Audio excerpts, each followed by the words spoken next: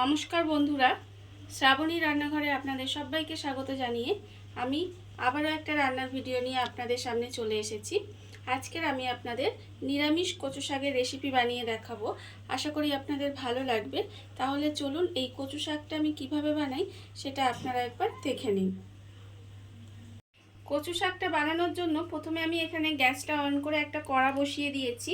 এইবারে আমি কড়ার মধ্যে দিয়ে দেব কচু শাক। এখানে আমি কচু শাকগুলো ভালোভাবে কেটে পরিষ্কার করে ধুয়ে রেখে দিয়েছি। সেই কচু শাকগুলো কিন্তু আমি কড়ার মধ্যে প্রথমে দিয়ে দেব। সমস্ত কচু শাকগুলো আমি কড়ার মধ্যে দিয়ে দিয়েছি। এবারে আমি এর মধ্যে দেব একটু নুন, আর দেব আমি হলুদ গুঁড়ো। এই নুন আর হলুদ গুঁড়োটা দিয়ে আমি ভালোভাবে কচুটাকে প্রথমে সেদ্ধ করে নেব। এটা আমি গ্যাসটা কমিয়ে রেখে দিলেই দেখবেন কচুটা কিন্তু নরম হয়ে একদম কমে কচুটা ভালোভাবে সেদ্ধ হয়ে যাবে। কচুটার মধ্যে আমি নুন হলুদ দিয়ে একটুখানি ভাপিয়ে নিয়েছি। দেখুন কচুটা কিন্তু কতটা কমে গেছে, আর কচুটা থেকে কিন্তু অনেকটাই জল বেরিয়ে গেছে। এই সময় আমি কচুর মধ্যে দিয়ে দেব ছোলা। এখানে আমি কাঁচা ছোলা ভিজিয়ে রেখে দিয়েছিলাম, সেই ছোলাটা আমি এর মধ্যে দিয়ে দেব। এর ফলে কচু আর ছোলা কিন্তু দুটোই খুব ভালোভাবে সেদ্ধ হয়ে যাবে। সেই জন্য আমি ছোলাটা এই সময় দিয়ে দিলাম। দিয়ে আবারও কিন্তু ঢাকা দিয়ে ভালোভাবে কচু আর ছোলাটাকে সেদ্ধ করে নিতে হবে। কচু আর ছোলাটা আমার এখানে ভালোভাবে সেদ্ধ হয়ে গেছে দেখুন, আর কচু থেকে কতটা জলও বেরিয়েছে।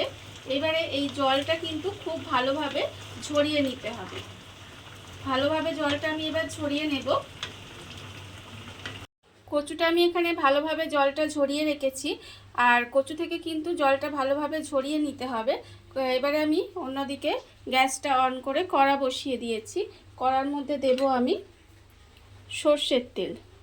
এখানে আমি কচুটা রান্না করার জন্য বেশ অনেকটা পরিমাণেরই কিন্তু সর্ষের তেল দিলাম। এবারে তেলটাকে আমি একটু গরম করে নেব। তেলটা আমার এখানে গরম হয়ে গেছে। এইবারে আমি এর মধ্যে দিয়ে দেব দুটো তেজপাতা, আর দেব আমি এখানে দুটো শুকনো লঙ্কা। তেজপাতা আর শুকনো লঙ্কাটা দিয়ে একটু আমি ভাজা ভাজা মতো করব। এইবার আমি এর মধ্যে দিয়ে দেব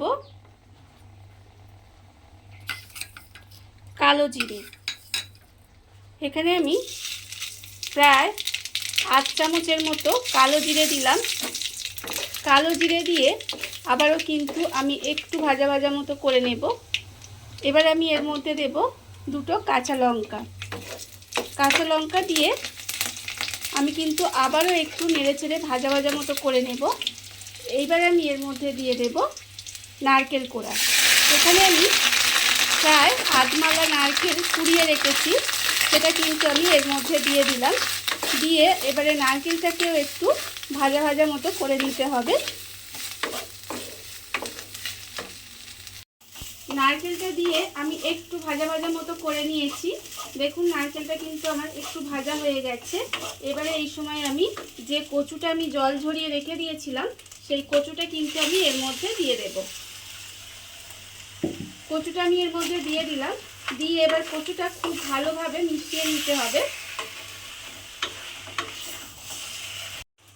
নারকেলের সঙ্গে কচুটা দিয়ে খুব ভালোভাবে মিশিয়ে একটু রান্না করে নিয়েছি। এইবারে আমি এর মধ্যে দিয়ে দেব আন্দাজ মতো নুন। নুনটা কিন্তু বুঝে দিতে হবে, কারণ কচুটা আমি নুন দিয়ে সেদ্ধ করেছিলাম। এইবারে আমি এর মধ্যে দিয়ে দেব হাফ চামচ মতো হলুদের গুঁড়ো, আর দেব আমি অল্প সামান্য একটু লঙ্কার গুঁড়ো। আপনারা যদি মনে করেন লঙ্কা গুঁড়ো দেবে না, নাও দিতে পারেন। এইবারে দেব আমি এর মধ্যে চিনি। চিনিটা আমি এখানে 2 চামচ মতো চিনি দেব, কারণ যেহেতু এটা নিরামিষ করছি একটু মিষ্টি মিষ্টি হলে খেতে ভালো লাগে। এবারে সমস্ত কিছু দিয়ে খুব ভালোভাবে মিশিয়ে এটাকে নেড়ে নেড়ে ভালো করে রান্না করে নিতে হবে। কচুর মধ্যে সমস্ত মশলা মিশিয়ে ভালোভাবে কিন্তু আমি রান্না করে নিয়েছি প্রায় 5 মিনিট মতো। দেখুন কচু থেকে কিন্তু এইভাবেই জলটা শুকিয়ে নিতে হবে আস্তে আস্তে, একটু সময় লাগবে। এইবারে আমি এর মধ্যে দিয়ে দেব 4টে কাঁচা লঙ্কা। কাঁচা লঙ্কা আমি এর মধ্যে দিয়ে দিলাম। দিয়ে আবারও কিন্তু এইভাবে নেড়ে নেড়ে রান্না করে নিতে হবে। আর যে কচুর মধ্যে যে জলীয় ভাবটা আছে সেটা কিন্তু একেবারে শুকনো শুকনো হয়ে যাবে।